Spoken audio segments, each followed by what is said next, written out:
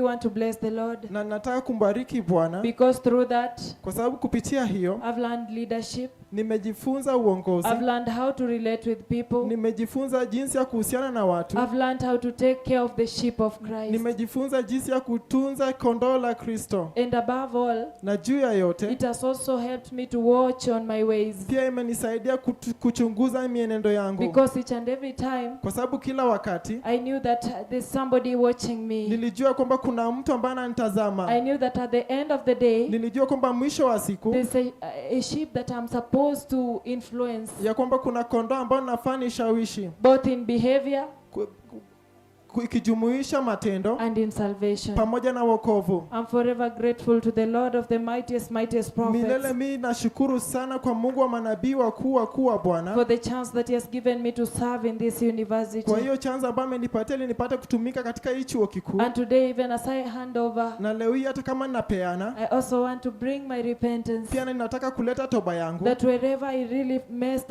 up and I never did it to the best to the Ya kwamba Lord, popote pale ambao nilikosea, ambao sikufanya vyema kwa that Bwana, the Lord may pardon me. ya kwamba Bwana nisamehe. And during our regime, Na hapo kwa utawala wetu, anyone who was hurt, yeyote yule ambaye alikosewa, we really bring our repentance. tunaleta toba yetu. And may the next regime take the revival another level. Na acha utawala unaokuja ichukue uvuvio ipeleke katika kiwango kingine.